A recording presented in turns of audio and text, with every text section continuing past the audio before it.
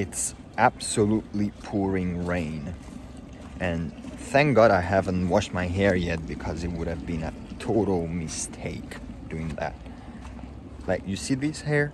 If I would have washed them and then came outside with this rain, this is what I have been looked like again.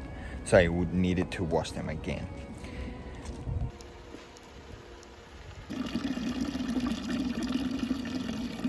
I'm so excited to go back to Bologna, honestly, to have my, as I said, my routine. Like, to do my student life, to have my student life back, because this holidays, vacation, are lasting, like, they are not vacation, because since I came back from, wait a second, since I came back from, since I came back for Christmas, I've been working, actually, both photos and at the restaurant. So I haven't had actually a day off in so long. And I know you could say, oh, but you're going there for lessons and blah, blah, blah. Yes, but I swear I prefer 100,000 times more studying this, because I like it, than working, especially in a restaurant. Not for photos, photos are, I love it, but this restaurant, no. Okay, it's the 27th, Monday, and I was supposed to go to Bologna today, but because tomorrow I have lessons, the problem is that my professor, I only have one course right now, because basically all the lessons are done for the first semester, and I'm gonna have the exam season soon. Actually, half of February. The problem is that the only professor that I have lessons with is actually sick, and is not gonna be in Bologna for the rest of the week. So I have no lessons this week, but I want to go to Bologna anyway this week, so I'm gonna leave tomorrow in the afternoon, beginning of the afternoon, early afternoon. So because of this, I don't have basically any lesson this week.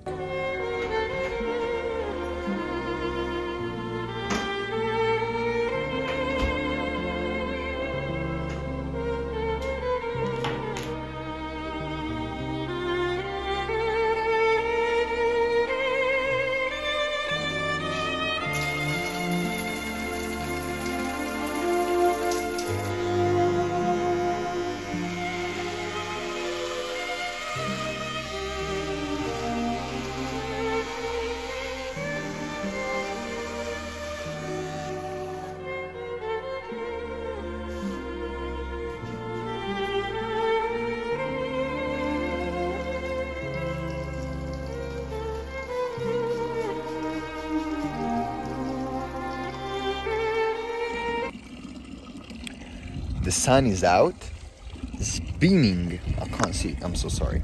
Anyway, sorry, I have to turn this around. I think I'm meteoropathic. Like, is it how you say it? Like, in Italian it's meteoropatico. It's basically when your mood changes in regards of the weather that is out. And yes, so it's really good today. It's really, really good for a couple of things, which is finally I'm going back to Bolo today. I'm gonna catch the bus, then catch the train to be in Bolo at 1:39 p.m.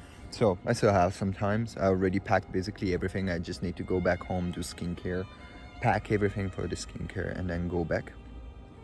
My hair looks good. It's okay, I should cut them a bit, but it's fine. I'm down with Olivia, so daily appointment for us, and What else? Oh yeah, I never talked about how was actually London. I think I'm gonna do a voiceover over that video, but yeah, just trade out the way. It has been a wonderful time, and I understand the hype behind London. I still know that there are flaws in that city, flaws in the country, and everything, but even just talking about the fashion industry that is there compared to the one in Italy, it's different. It's much more direct. I was there for 4 days and people contacted me to take photos for them, from models to agencies to, I don't know, like even for fashion shows. Matter of fact, like hopefully if everything goes alright, on the 21st of February I'll be in London again for the fashion week, and I honestly can't wait. That being said, London, it's gorgeous. I understand the hype behind the city. I understand. I fell in love with some neighborhoods, and I know that these are very cliche right now. They are trending and whatever, which are Hackney, Dawson, Shoreditch. So like all the area of Brick Lane. But look, I work in fashion, and that for vintage, I love wearing vintage, and I always go thrifting and vintage shop hopping. So that's literally the Mecca, you know? That's the holy city for that. And I was stunned by the city, stunned completely. The beauty, the architecture is insane. You know, you have this gorgeous old, really old actually, buildings, and then in the back you have these huge, enormous skyscrapers. That, like, the contrast between these two, like, I don't know, I was stunned. Like, it's really difficult that there is a city that gave me the same vibe as this, and the only city that gave me the same vibe and it didn't feel weird, this contrast, was Warsaw in Poland. Probably because of the history of the cities. Like London and Warsaw are very similar in the sense that they are constantly building. I noticed it's a moving city, never stops. And Warsaw as well. Of course, like London, I knew that it was gonna be like this, but for example, Warsaw was a really big surprise for me because I was not expecting it, of course. And that being said, I came back, and a bunch of stuff happened in my family. Like, my grandma was not didn't feel good, and like she's at the hospital right now, so that's why I couldn't make videos, I couldn't do a bunch of stuff, but she's better now, thank God. And this happened when I was at the airport on my way back here, so it was kind of harsh way back home, but it's all figured out finally, thank God. It's all figured out right now. She's way better. She's making a full recovery, and I'm really happy. She's quite old. She's 88, and she's definitely one of the 3 strongest women I've ever met in my life. That being said, I have to head back with Olivia, but I want to talk a bit more about London. What also I really liked, Olivia, let's go. What also I really liked about the city, and in particular the young generation of people living in London, is how direct they are. They didn't, hold back asking me questions when I entered a vintage shop. of course, in the beginning, you know, because I'm Italian, I have this thing that if I'm walking into a shop and someone starts talking to me, starts speaking to me, you know, it's kind of just a way to get to know more, just for the purpose of selling something. And you know, in the beginning, I had this thing, but then I quickly realized that it was not like this. People are generally interested, and I met so many people that are like this. I met so many young people working in this vintage shops that I was like, they are really living off of this. They really are into this. I don't know how to say, like, they're almost breathing fashion in these terms, like streetwear fashion, because this is just streetwear fashion, but not in the sense of 2016 streetwear fashion, like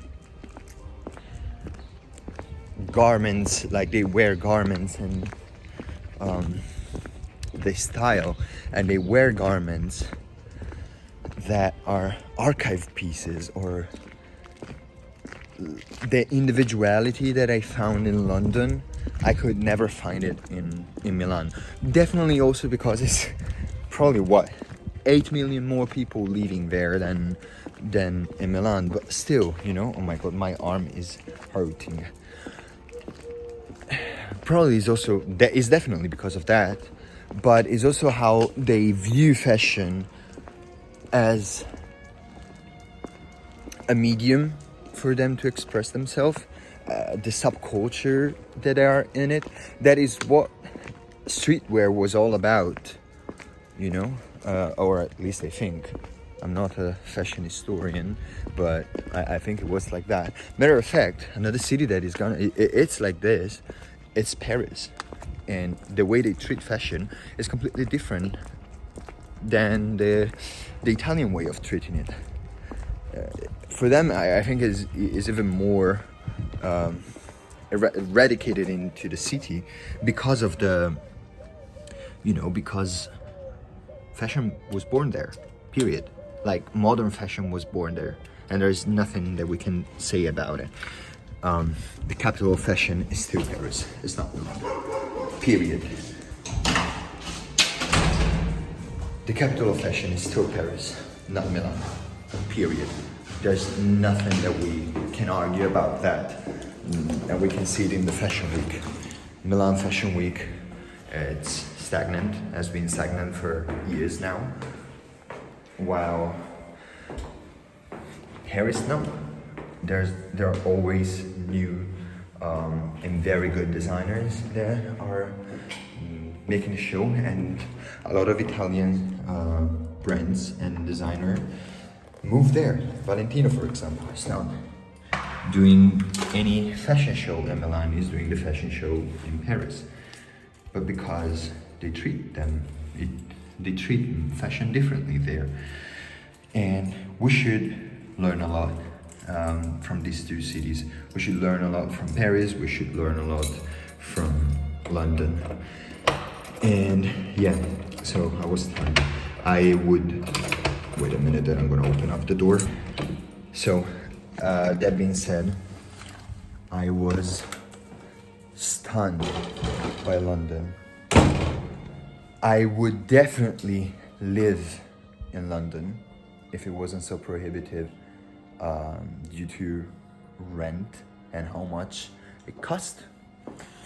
I think I would thrive there, but yeah. That being said, I'm fine still here in Italy, but as soon as I'm done with uni, Italy's never gonna see me again unless for work purposes. So yeah, love it.